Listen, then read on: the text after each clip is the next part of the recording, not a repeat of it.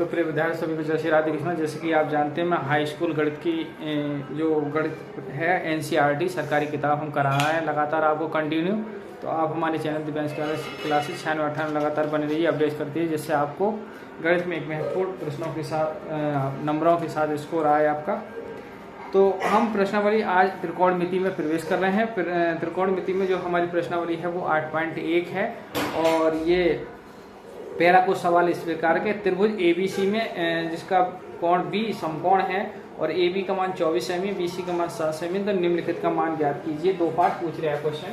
तो क्वेश्चन कह रहा है कि एक त्रिभुज है ABC जिसमें जो है वो B कोण कैसा है, 90 डिग्री का, यानी समकोण है। तो हम इसको मिलाएंगे इस तरीका से। अब इसको A कह दो आप, इसको तो C कहनी पड़ेगी।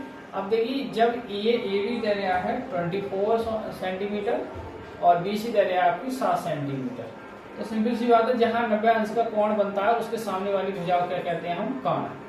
और ये हमारी क्या हो जाएगी, एक प्रकार से लंब, और ये क्या हो जाएगा हमारा आधार। अब देखिए, ये कोण क्या हो जाएगा A और ये कोण क्या हो जाएगा C। हम C कोण के लिए ये लंब हो जाएगा और हम फिलहाल अब आप कंफ्यूजन ना पड़े, कोण हम A ले रहे हैं। तो देखिए, पहले कर्ण निकालना पड़ेगा हम, और हमने समकोण तरीके में आपको बता दिया है, यदि आपको याद हो जाए तो सिंपल तरीका है भाई, पाइथागोरस प्रमेय से कर्ण का वर्ग बराबर होता है लंब का वर्ग और प्लस आधार का वर्ग। तो आधार हमारा 24 है। यह आप सूत्र पूरा लिख दूं, पाइथागोरस प्रमेय से ही, पाइथागोरस प्रमेय से भाई AC का वर्ग, AC कौन है, कर्ण, और BC लंब है और AB आपका आधार है। तो यहाँ BC 7 का वर्ग और ये 24 का वर्ग, 7 का वर्ग 49 हो गया, 24 का वर्ग 576 हो गया, जुड़ के जो है वो 625 हो गया, ये 25 का वर्ग आ गया और यहाँ AC का वर्ग आ गया, वर्ग से ये वर्ग कैंसिल हो गया, तो AC की जो वैल्यू आ गई वो 25 आ गई। ठीक है। अब क्वेश्चन कह रहा है कि इसमें आप साइन A की वैल्यू बताओ, साइन A। अब देखिए, साइन A को लेंगे तो साइन बराबर होता है लंब बटे कोण। तो लंब कितना है आपका 7 और कर्ण कितना है 25, हो गया सर। दूसरा पूछ रहा है इसमें कॉस बताओ भाई।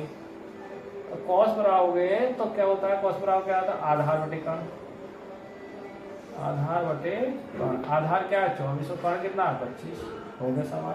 अच्छा, ये फर्स्ट पार्ट था। इसी में सेकंड पार्ट पूछा है। सेकंड पार्ट में क्या पूछा है कि भाई साइन C बताओ। देखिए, साइन C बराबर होगा वही लंब बटे कर्ण, लेकिन शब्द क्या है आप गौर से समझो, साइन C। अब ये C कोण लेंगे हम, तो C के जो कोण लेंगे उसके सामने वाली भुजा भी आधार नहीं रहेगा, C के लिए क्या हो जाएगा, ये लंब हो जाएगा और ये आपका जो है 7 सेंटीमीटर जो है 7 सेंटीमीटर जो ये आधार हो जाएगा आपका C के लिए। तो यहाँ से लंब जो हो जाएगा आपका वो 24 हो जाएगा और जो कर्ण वही रहेगा।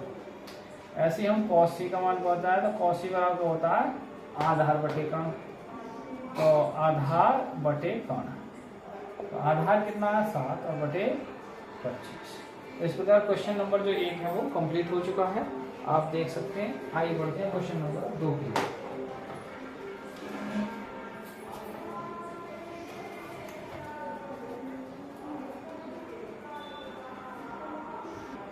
देखिए, प्रश्न नंबर 2 क्या है, प्रश्न नंबर जो दूसरा है वो क्वेश्चन है, एक आकृति दे रखी है इन्होंने, ये आपकी P है, ये आपका Q है और ये इन्होंने R दे रखा है। अच्छा, ये दे रखा है इन्होंने 13 सेंटीमीटर, ये दे रखा है 12 सेंटीमीटर। तो क्वेश्चन कह रहे हैं कि tan P minus cot R का मान आप ज्ञात कीजिए।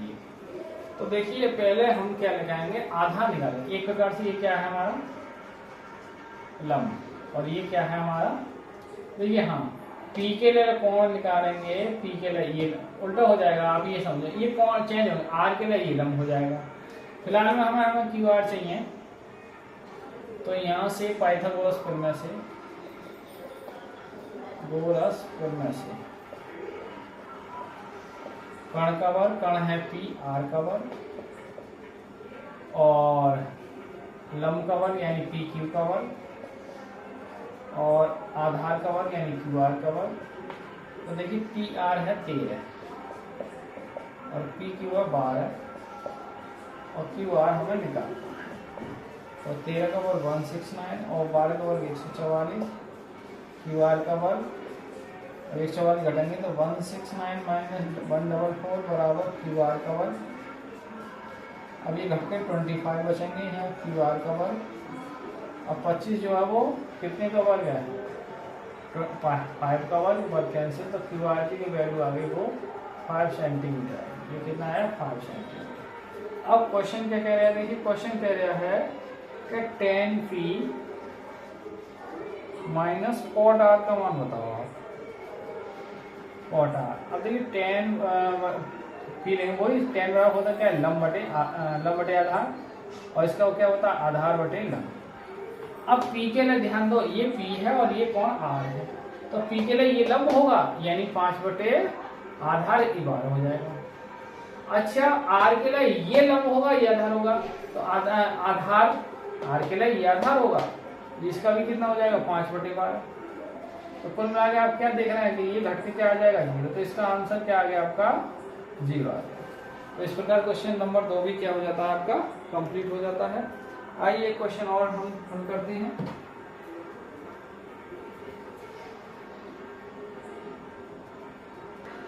आइए प्रश्न नंबर 3 और देखते हैं। प्रश्न नंबर जो 3 है हमारा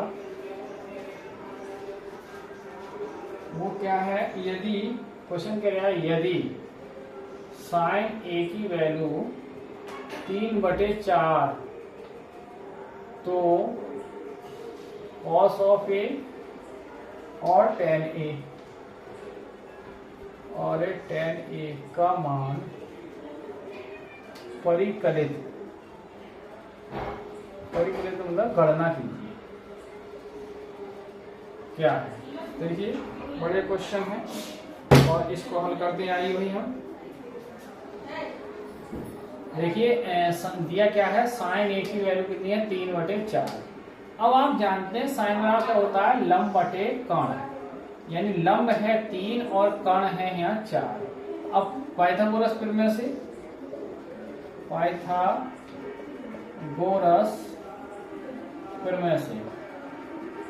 क्या होता है पाइथागोरस में, कर्ण का वर्ग बराबर लंब का वर्ग प्लस आधार का वर्ग।